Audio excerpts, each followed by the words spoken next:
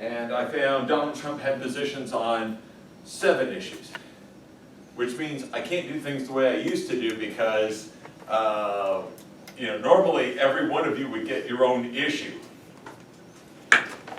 But with 7, I mean, we have like, what, 15, 16 people in here? That's going to be well short. So you're going to have to do things differently. Don't worry, you might like it a little better this way or so.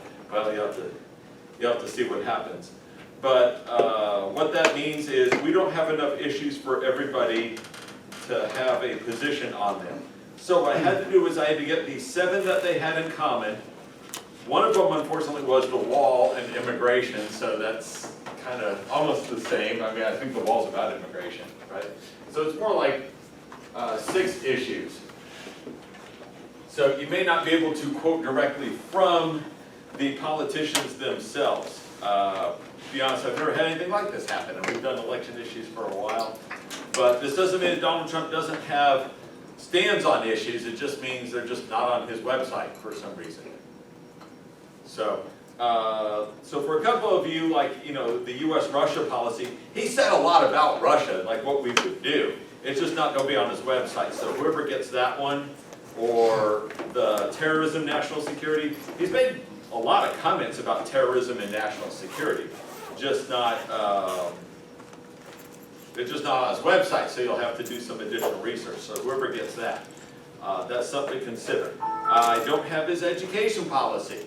I'm not knocking him. I'm 99% sure he has an education policy.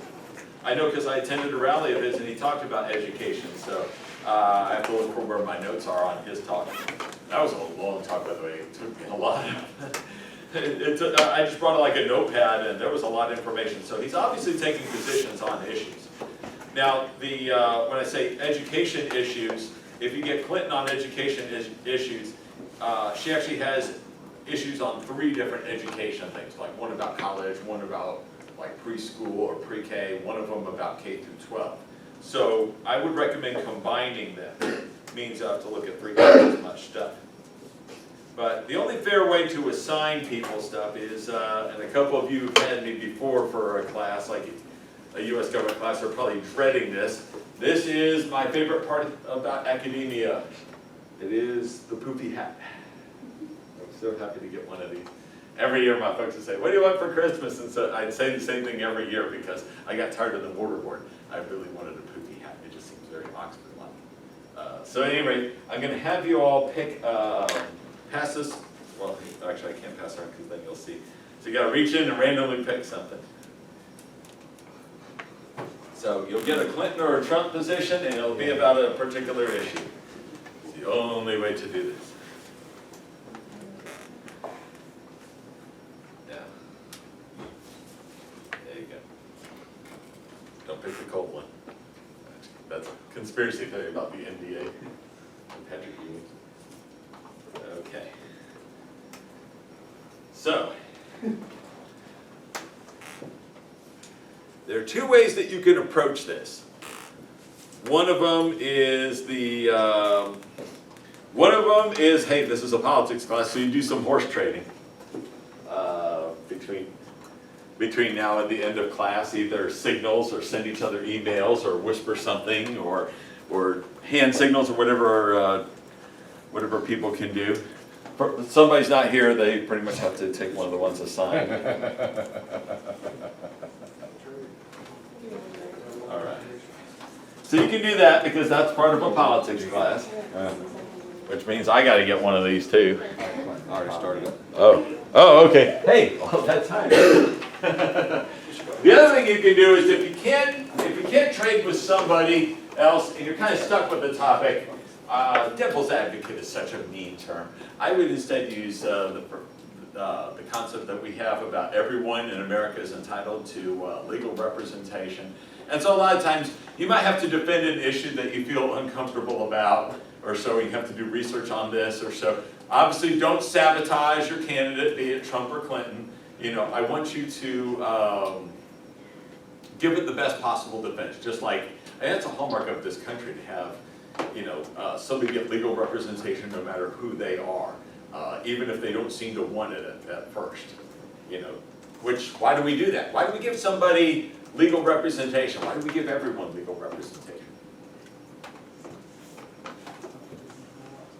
Yeah, why is it constitutional right? What's the goal?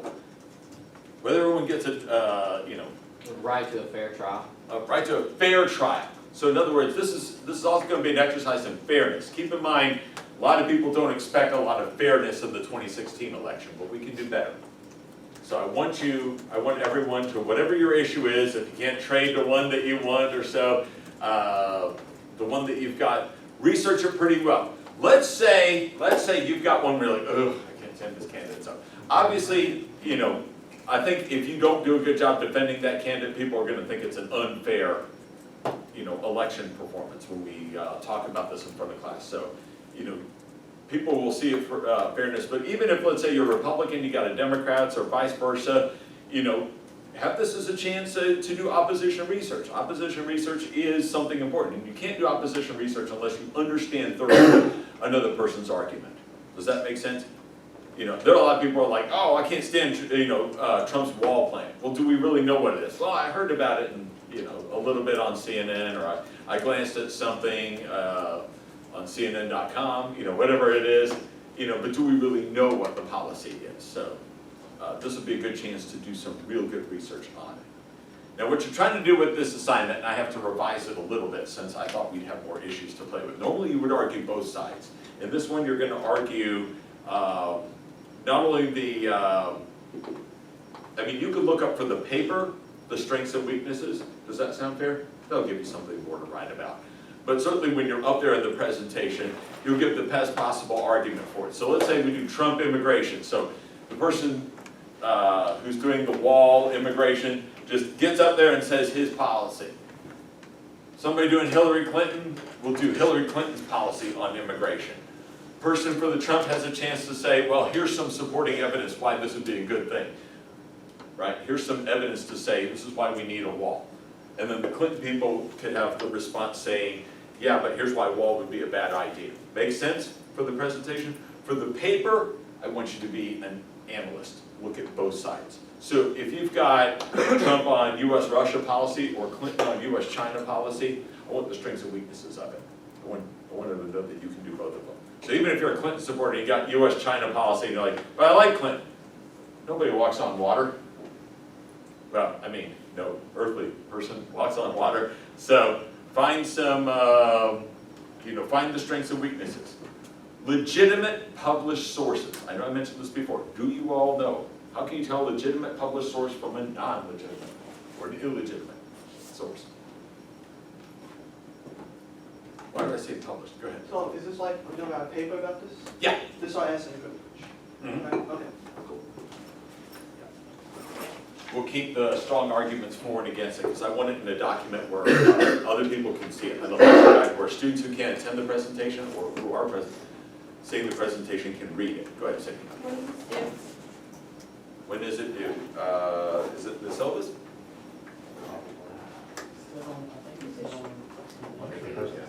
I know it'll be the actual presentation of this, because we'll need to work on it, will be due the end of October. So the first exam will be in late September. I want it shortly thereafter. So start working on it now. Sound good? If I get a draft before the exam, so much the better. But yeah, if I tell you October 14th, don't wait till October 13th to start it. It won't go well. So start working on it now. In fact, I would do this. I'd start working on it today. You've got an exam at the end of the month. You'll have an exam at the end of October, an exam in early December. You'll have your own research paper to work on or research project to work on. That's going to be more of an October, November thing. So start working on it now. That would be great if you could. I will give you a deadline soon if one's not already in the syllabus, but I would say start working on it this week.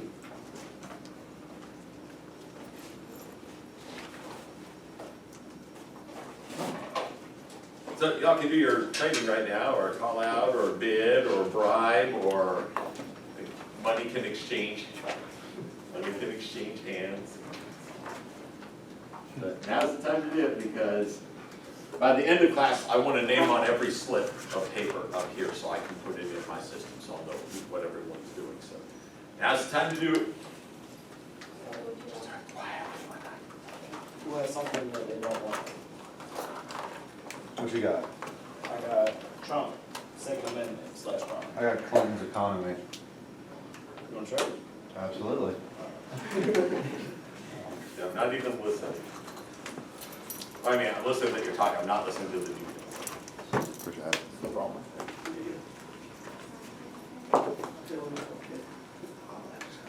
Okay, Sydney. Okay. Who's in? We are. Tyree? Not here. Brittany. Caitlin. Here. Quentin. Brian. There. And see Harrison. Grant. Wesley. Marcel's still no sign. He said he dropped it.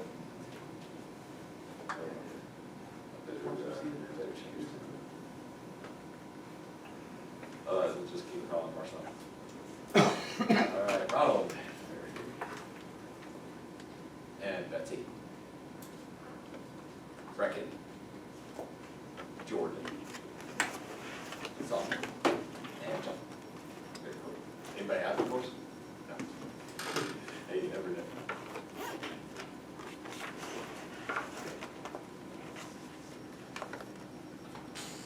So anybody not here, they just get assigned. Although there are 2 slips left. So I'll have to figure out which one I have to do. I haven't even seen which of the 2. You know, because I have to do a sample for you, right? You want to know what the assignment looks like. Most of you are taking me for the first time, so now would be a good time to take a look at which one I do. Can't wait to see who I'm going to be debating on that particular election day. That'll be interesting. That's okay. I don't think that just because you're a student that you don't have a chance against me. There was a person who he was beating me like a drum, and everyone's like, "What's wrong, Dr. Rose?" I have my head down. I'm like, I can't believe I'm losing to an undergrad. He made UGA law review his first year. Prominent, I mean, easily passed the bar, passed all his UGA classes. Prestigious firm in Atlanta, and was on Nathan Deal's task force on reforming real estate law. So I don't feel so bad about losing to an undergrad from time to time. In fact, if you draw me in this, make it your mission to beat. I do.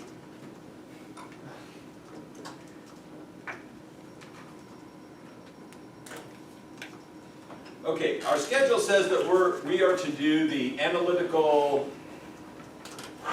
method, the second half. So we're going to take a look at why people vote and whether or not having a job or not, or their education plays a role in it. So that's what we're going to do today.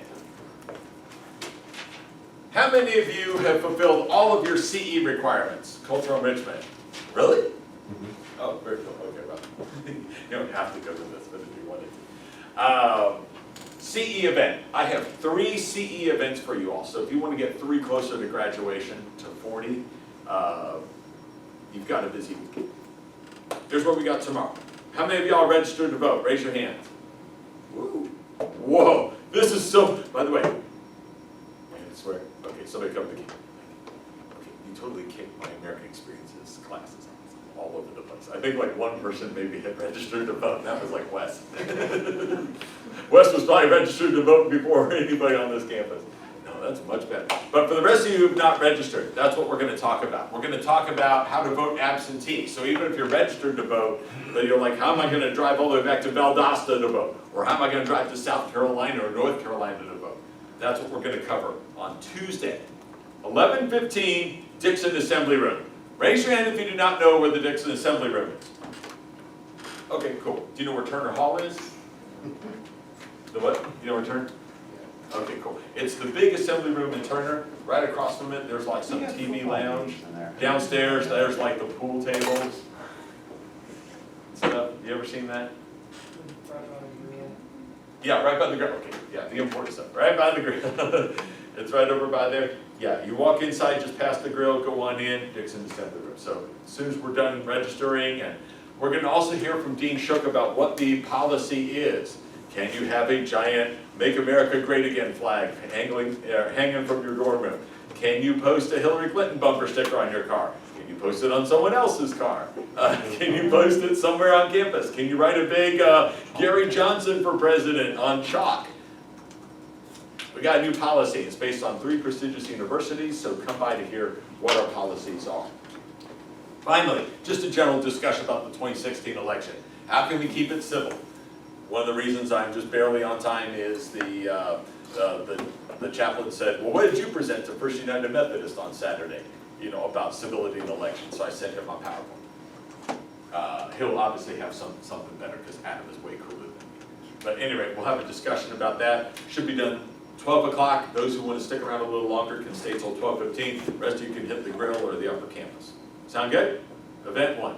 Event 2, Dixon Assembly Room.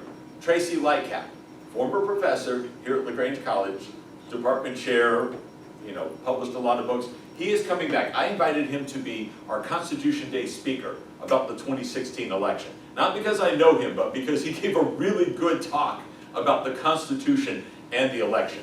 You may not know this, but all education institutions are required to do something to celebrate September 17th. What, not 11th? No, 17th, that's Constitution Day. 17th of September, 1787, the day we signed the Constitution. Really? We should grill out. I agree. No, seriously, I agree. Like, that's a super important part in our history, and it doesn't get celebrated much. But I've had a Constitution Day speaker every year since I started here in 2001, and this year will be no exception. I mean, it's very important. It's like one of the most historic governing documents in the world history. We have one of the longest unbroken constitutions in world history. It's amazing. And we're like, shh, don't talk about it. Hide it. I mean, everybody loves the Constitution, of course, but you know, we don't focus. I mean, we love it. It's almost like the Bible. Everybody loves the Bible, you know, as Christian, but not everybody reads it. I'm not being anti-Christian. I'm just being real. Dr. Lightcap's gonna be here in 17? Yeah. Oh, he'll be here on the 15th. Wish we could do it on 17th, but 17th is like Saturday. What time? So, all you athletes, destroy somebody on September 17th. What time? 11:15. Same place, Dixon Assembly Room. One reason I miss him so much is every time I talk to Tracy Lightcap, I learn something. So, can't say that always about myself. Whenever I talk to myself, I always learn something. Anyway, and if you have not had your fill yet, there is one more event, just in case you're like one of those seniors who's desperately trying to get all your CEA requirements or get a huge jump on them. I have a storyteller coming in this room, 8:30 a.m. Friday morning for my American Experience class. It's an LC graduate, Carol King. She's a storyteller. She's, The one that taught us yeah, she taught at Troop. She's won teaching awards. She's like easily the best storyteller in East Alabama, West Georgia. She's even nationally recognized. And she's the moderator and sometimes storyteller of the Azalea Storytelling Festival. And she's speaking to my American Experience class. That's Friday morning at 8. None of these are required, but they are recommended. Make sense? So click like on them and show up. All right. Who remembers? Well, you know what science is, right? Do you? Wesley, what's science? No. Remember, what is science? Science is, I don't know. You don't? Oh man, I thought you'd know. You were doing so good on that day. Well, what you got in your notes?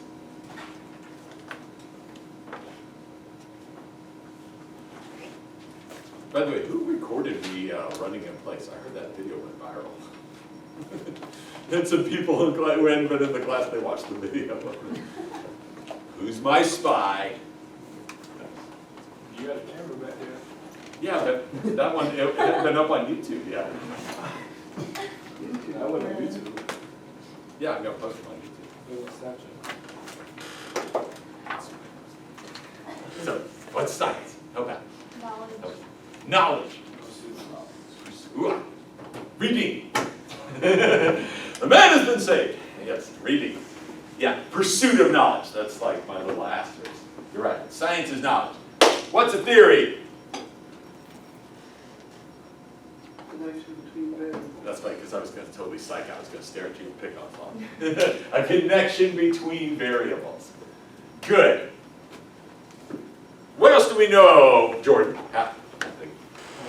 See, I was going to pick up on you first, but where do you know? What else do we know about this theory being a connection between variables? There's something else about it. Separates it from a hypothesis.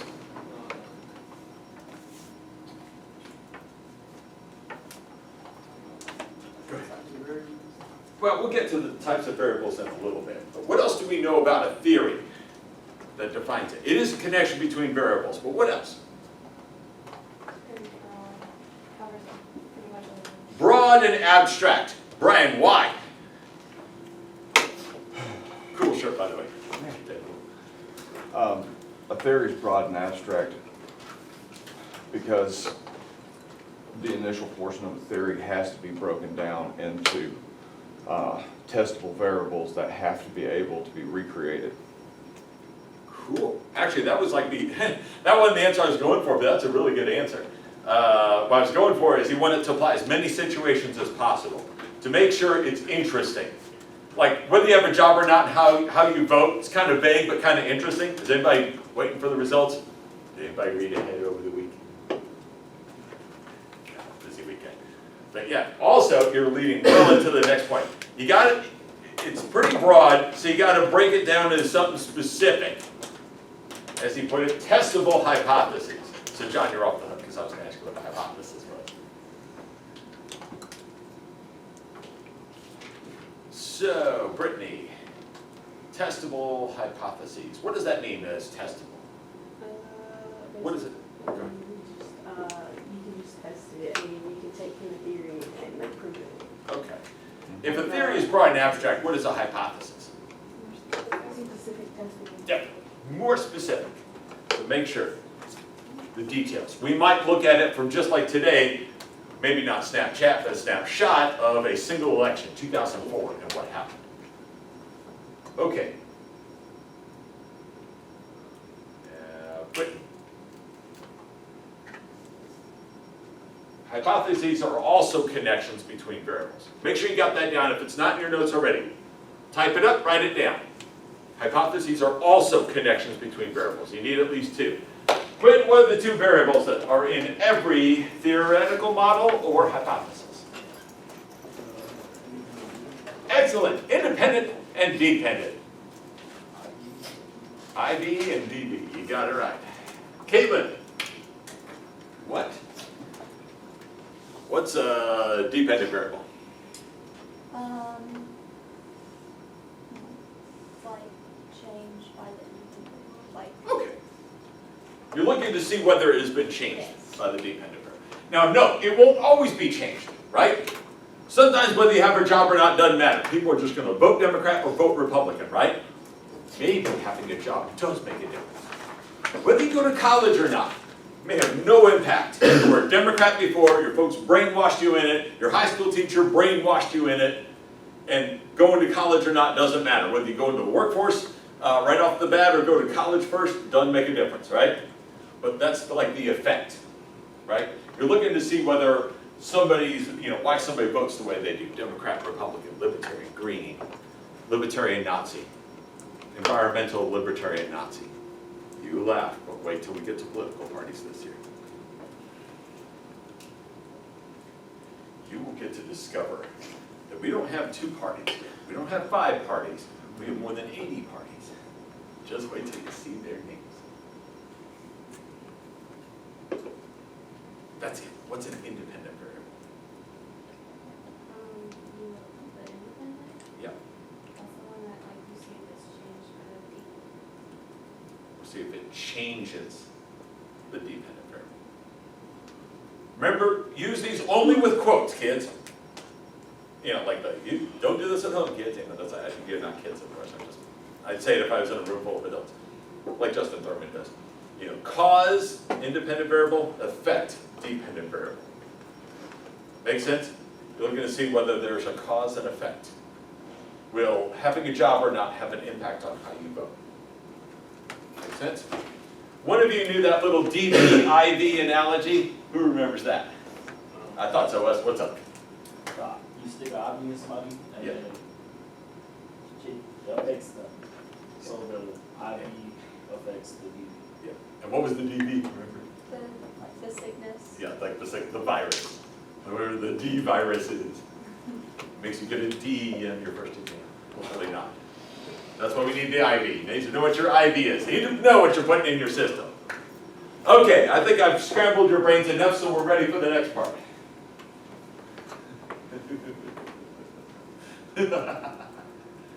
Remember a couple things. Variables always vary. Remember my analogy from Taoism, from Lao Tzu? What is the sound of one hand clapping? Not very loud for the upcoming soccer game or volleyball game, right?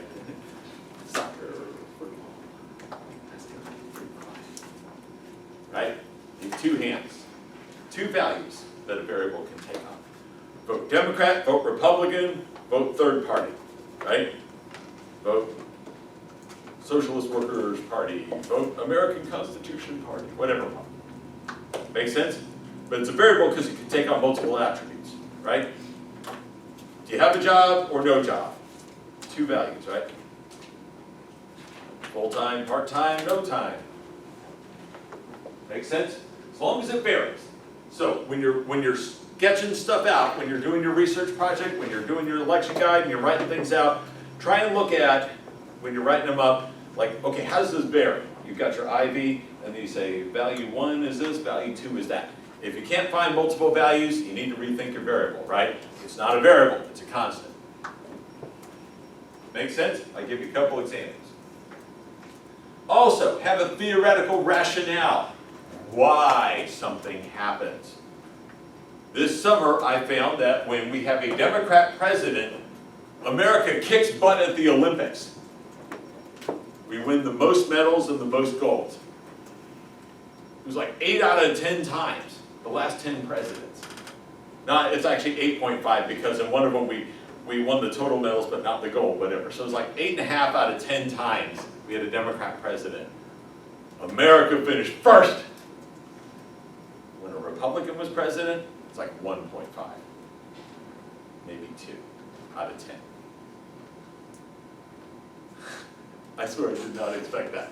I figured there was a slight tendency toward, now it's not a scientific law, is it? I didn't prove that Democrats always produce, Democrat presidents always produce Olympic medals. And right now Brian is thinking, Dr. Torres, it's not like Barack Obama's running around the track or swimming like Michael Phelps. He's not producing these medals. He's not coaching the team.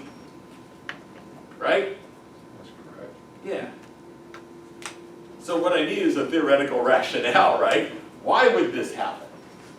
The reason I did this story is because like Hillary Clinton ran a bajillion ads against Donald Trump during the Olympics. And every day, like everybody who won even a bronze medal got a tweet out from her.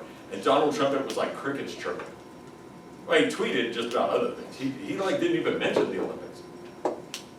And so I just thought, hey, I wonder, I just wondered, I didn't know I was gonna find this. I thought it'd be like a 60-40 split. Does this mean that Republicans hate sports? Thank you, Harrison. No, of course not. Republicans love sports. Who watched the Cowboys and Giants this weekend? The beginning. Who watched the beginning? Just 2 of you? Dang. Who tossed the coin? No, the rep did not. Who? Yeah, George W. Bush.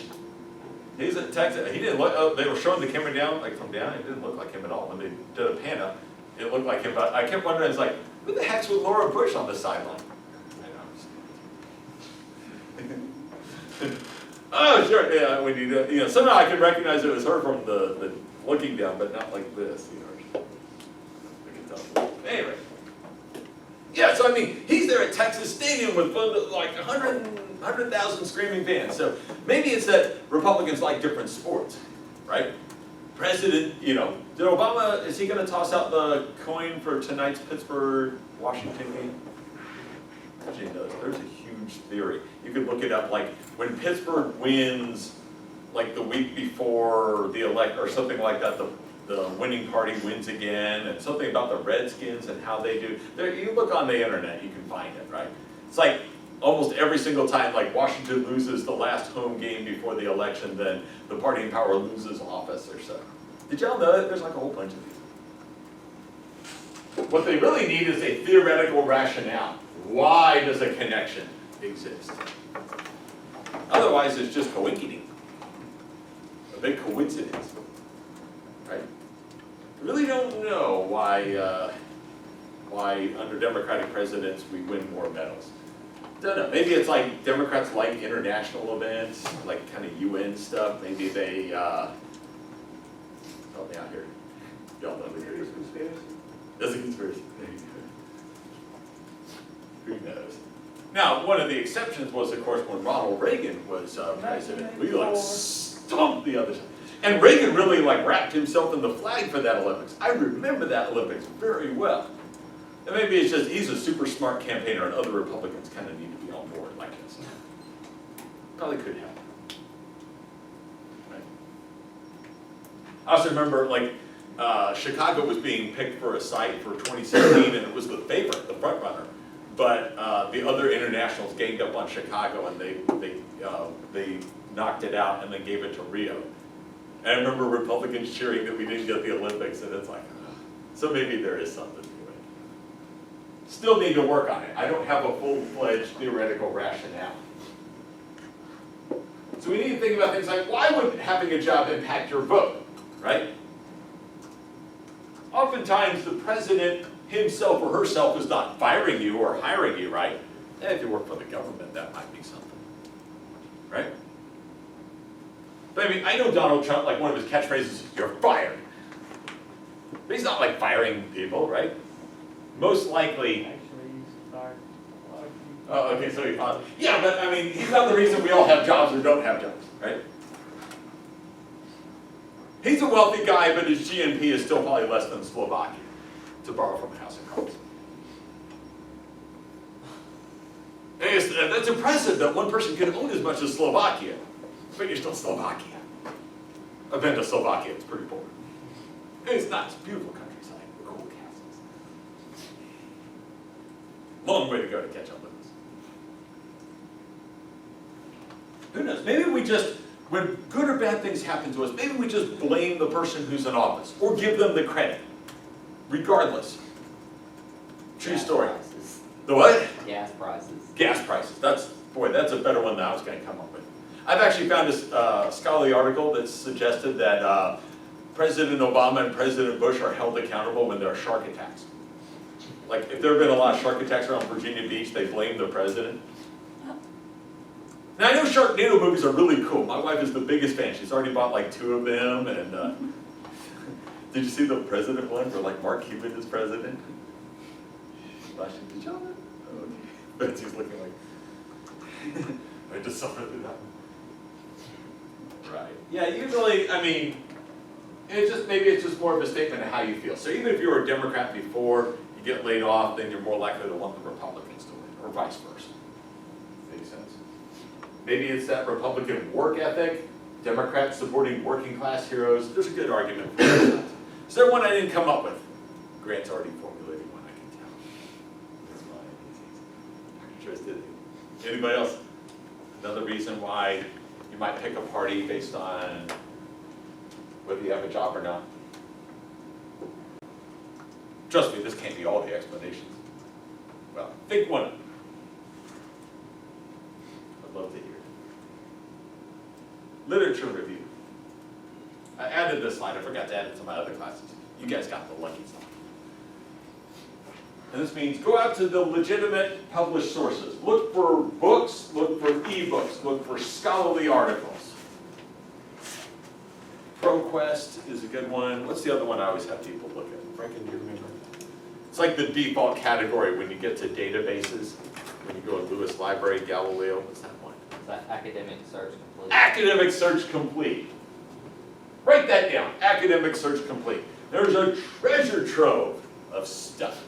Hell, you could even read some of my earlier stuff. Oh, not just mine. Me and my undergraduates. And we're adding one that's fall. So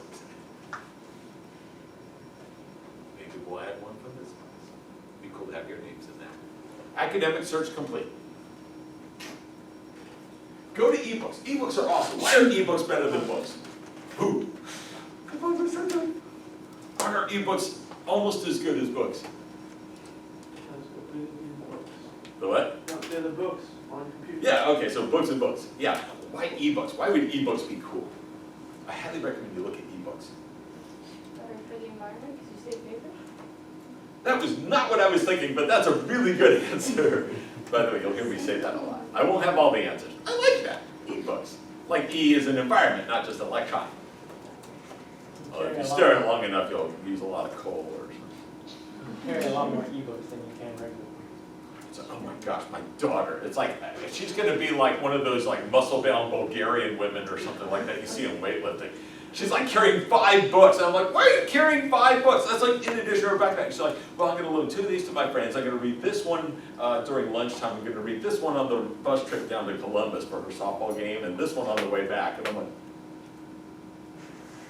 I don't even read that much. She gets it from her mom.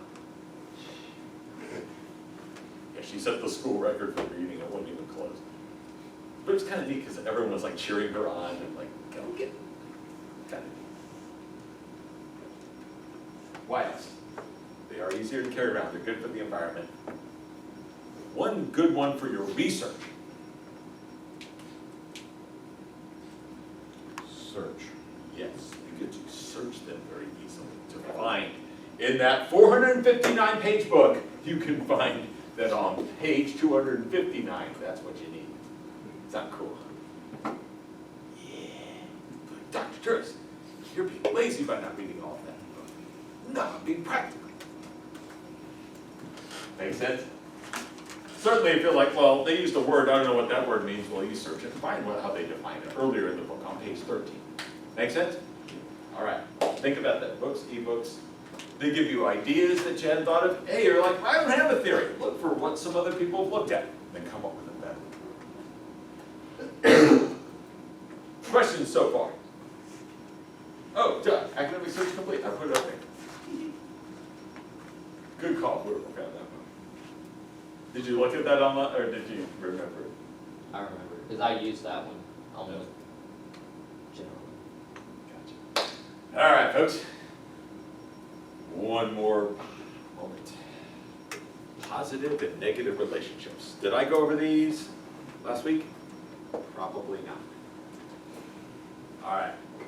These are 2 more things you gotta do. Positive and negative relationships.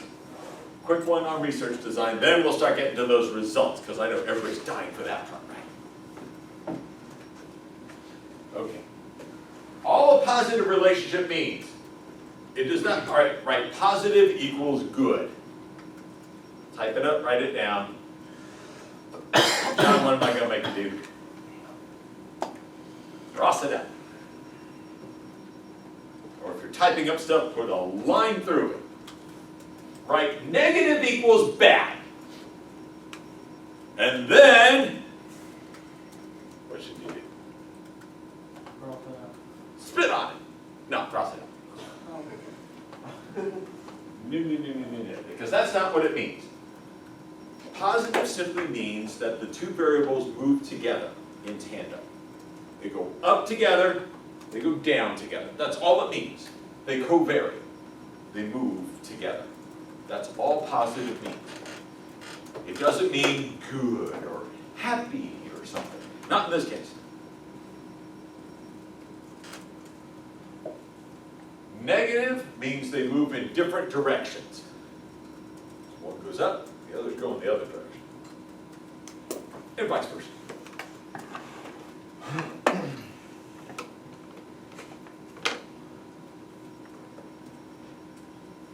More education, more likely to vote for, what do you think?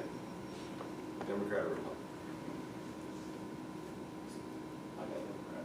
Okay, so more education, more likely to vote Democrat. Less education, less likely to vote Democrat. We'll see.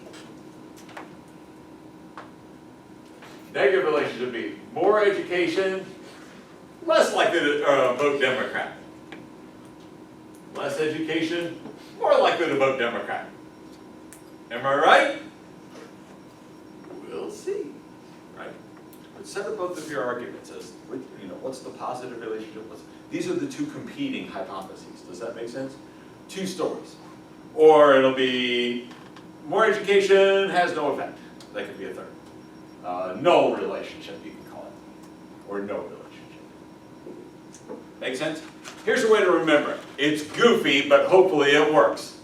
Sydney and Brecken and Brian, I think, have heard this one before, so bear with me. And Harrison might have, I don't know. The Civil War, I don't think I went over this. Okay, anybody been to SeaWorld? All right, so a couple of you. How about Georgia Aquarium? Yeah, a little closer to home. Okay, who here has been to a dolphin show? A couple of y'all, right? You like dolphin shows? I like dolphin shows when I was a little kid. I was raised in El Paso, Texas, so the Rio Grande was like in some places as wide as this table. So, not a lot in it. So anything aquatic was very interesting to me. And so we went to a dolphin show where were we? I think it was like California or something like that. Let's just say it was at SeaWorld. And you ever see dolphins, like they move together, right? You ever see a show where they all jump together for something? They all jump into, and it's like, boy, it was like they could beat the Americans even in synchronized swimming, or the French. Yeah, they all move together, jump out of the water and go together, right? They're moving together, right? You ever see a dolphin? Do you think dolphins are happy? Of course they're happy. Why? They biologically got the smile. Like the Joker got them with something. You ever notice that? They always have that smile. It's like built in. So dolphins just look like the most happy creatures. I get to pet one at SeaWorld, and I was like, they have nice skin, you're like petting them and stuff, and the thing seems so happy, it just smiled at me. Check him out. Get one of the dang fishes for $5, kid. I'm hungry. Smile. Yeah, they're just so good. A shark could be eating its tail off, and they'd still be smiling, right? Right? Yeah, they're positive, right? So like positive relationships, they move together. Sound fair? It's nutty, but trust me, it helped me through doctoral program. Trying to remember which was positive and which was negative. I think if I look at my old notes, I'd see like a drawing of dolphins jumping and stuff. Whatever works for you, use it. Negative, I remember seeing a video of like V2 rockets. Ever heard of V2 rockets? Who did V2 rockets? Germany, Germany, during when? World War II. World War II, yeah. That was their big plan for taking out the US, because they didn't have planes that could go all the way over and hit us or not. So their big plan was to like rain down V2 rockets on New York City and DC. So they were testing these things out. And they weren't very good at them, luckily. We stopped it, didn't we? The what? Didn't we stop the V2 rockets? I think we hit some sites. But yeah, Germany, when they were first testing them out, I remember watching the video. These V2 rockets, the thing fires up in the air. You see all the German scientists and these Nazis, they're like, yeah, and then it starts going back, like, ah, they're running away. I know it's not funny, but it kind of is. Yeah, very negative, right? It goes up and it's come down eventually. They just figured it would come down over like London. They didn't think it was going to come down like where they were standing. So I always think of like V2 rockets for negative, right? Yeah. It goes up, wrong fuel, mistake, whatever in engineering, and that thing will head right down. So they started practicing these things in Poland instead. I have Polish ancestors. I understand how this works. Make sense? So whatever you do to remember, negative relationship goes in different directions. Having a V2 rocket fall on you, not a good day. Just saying. Okay, and we'll get to this in just a little bit. This is, by the way, ideas. Whenever you see exercise, I'm giving you the blueprint for stuff for the first exam. So when I come up with the first exam, I'm going to look at all the questions I put to you, and I'll pick from those. If you're writing them along, it's like you're building your study guide. So like, I'll come up with something, this is like an essay question. Right here. So, why am I telling you this? Sydney, Brecken, Brian, Harrison, why am I telling you this? John, yes, I want you to do well. Excellent. I'm like giving you spoiler alerts. And if I go over something in a lot more detail versus barely cover it, that's even a bigger spoiler alert. I could be fired if I give you the answers and the questions, right? But I can drop serious hints. Just like, ever since I used the word spoiler alert, people have done much better on the first exam. Somehow spoiler alert means something. Okay, research design is your game plan. How are you gonna measure stuff? What are we gonna look at? When are we going to look at it? Who are we analyzing? How are we gonna do the test? What time frame? It's like your game plan. That's what your research design is. And yeah, my dissertation advisor worked for the Florida State University football team, helping them on. He helped teach them how to analyze other teams and what they were doing. It's kind of cool. He actually texted me about something, not texted, he sent me a Facebook message about it. Yeah, if you ever want to know when they were like, the team was kind of struggling, Bobby Bowden stepped down, Jimbo Fisher came in, and they came back really quick. Some is they recruited some excellent athletes. But if you watch some of the games, they look like their defense and their offense are so ready for what the opponents are going to do, it's almost silly. Florida State.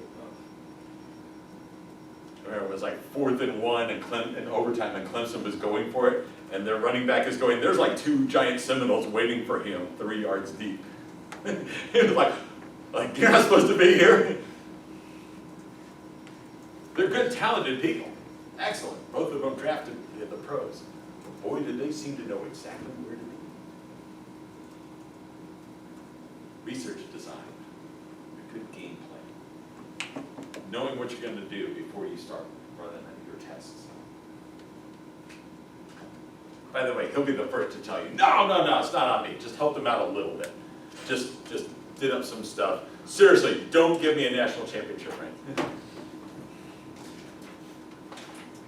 No, he's just interested in the stats and the numbers and just being able to play with those things. He's also a big football fan. Results. We have results, folks, finally. After 2 days of listening to me, you get to figure out the results.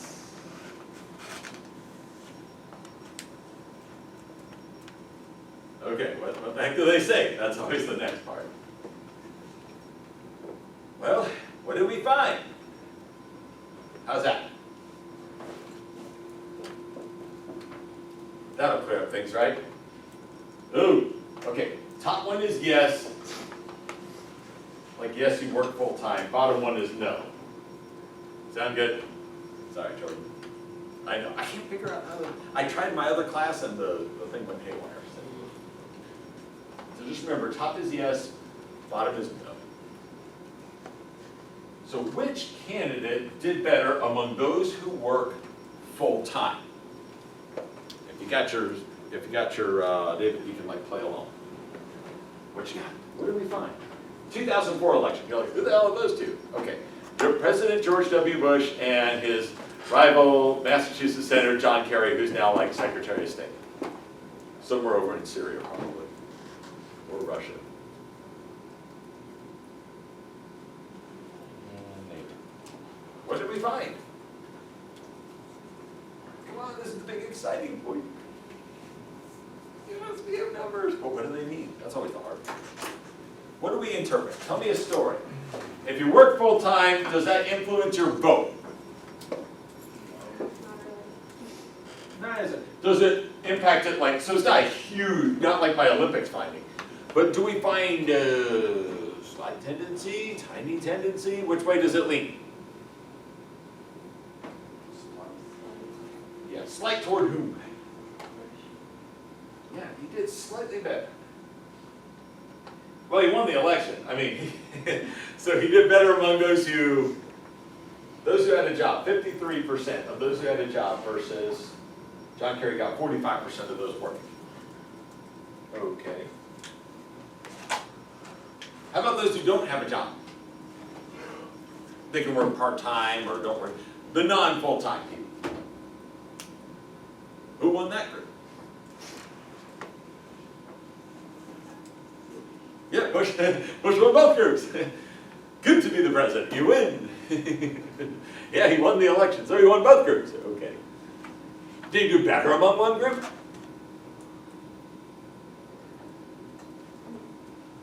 What you got for me, Harrison? I mean, he did better in one group, but I wouldn't say it's that big a difference, that big Tiny, a margin. yeah, kind of a tiny, just ever so slightly better among those who work for. This happens sometimes, right? You just don't get a clear ringing, you know, what it means is whether you work full-time or not, that doesn't seem to be one of the big decisive factors. If it were like 70-30 or 60-40, we might have something, right? But it's just an ever so slight tendency toward Republicans. Pretty small, probably within the margin of error, but still, tiny bit tendency, or tiny little tendency. How about education? What do y'all think for education? All right, those of you who pulled it up, or you didn't look at it, what do you think? Do you think education will be a big influence on whether you vote or not, or who you vote for? Might be, let's see. Which way do you think it's gonna go, positive or negative relationship? Vote, let's say, the more education you have, the more likely to vote for, or what do you think? Let's say more Democrat, just for the sake of it, just to pick somebody the last few minutes. More education, more likely to vote Democrat. Less education, less likely to vote Democrat. That's the positive relationship story. What about the negative relationship story? More education would be less likely to vote Democrat. So it's a battle between good and evil, positive and negative. Okay, not good and evil. It's not Lord of the Rings, folks. What do you think we'll get? Bing. The first thing you notice is I put the pictures on the bottom. But what else do you notice?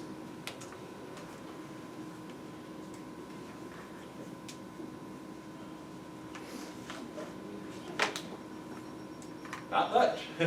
Again, slight differences. Who did Bush do better among? Yeah, non-college graduate. Did he lose the college graduate? Nah, it's like a tie. Okay. So you could say it's slightly better among non-college. But do we got scientific law here? Can we say the more education you have, the more likely you are to vote Democrat? Or the less likely you are to vote Democrat? Yeah. Very divided. Small differences. We need to look at something else to figure out why Bush won. One, employment or education. It's probably something like terrorism or gay marriage or some issue maybe. Could it be men and women? You think there was a big gender gap? What else could there be? Religion? Could that be a factor? A strong word. Ooh, back to that issues thing. Hey, do you think? How do you think taxes work for voting? What's your hypothesis? Your theory. Generally, Democrats support higher taxes while Republicans want lesser taxes. Okay, can we test that? 2004 election. Do you think you want to take a look at how about income? Do you think wealthier people are more likely to vote Republican? Let's see.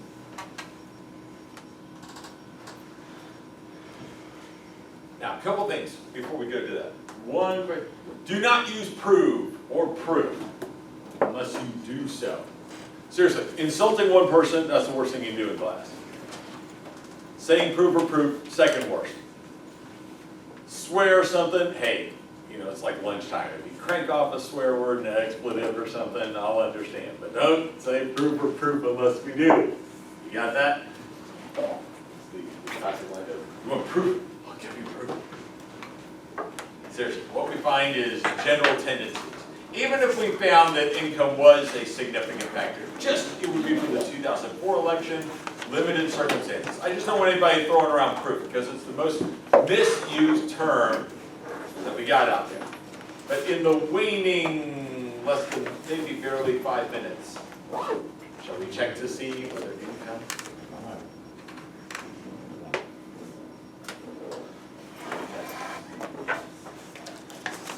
Do you want to look at 2004, or do you want to look at something more recent, like 2012 election? What do you want? Let's look at.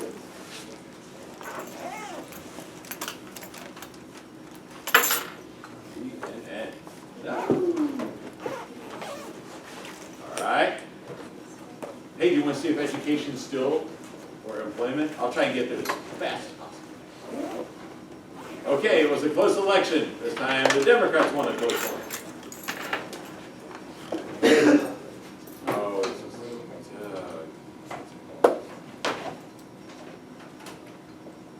vote by gender. Is there a gender gap?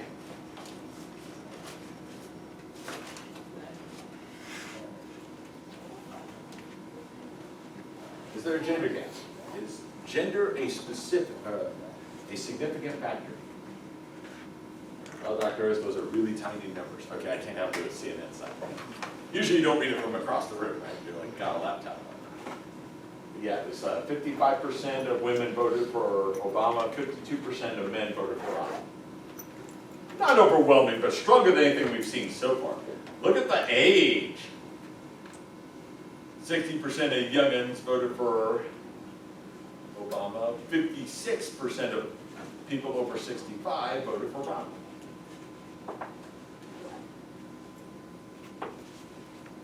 Is race a significant factor?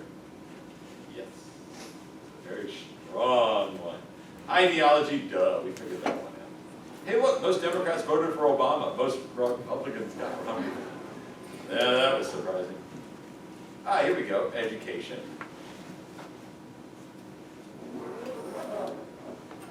Oh, look at this. I've told people over and over again, Romney won the college graduate vote. No, that's not what I heard. Whatever. You can hear a lot of things.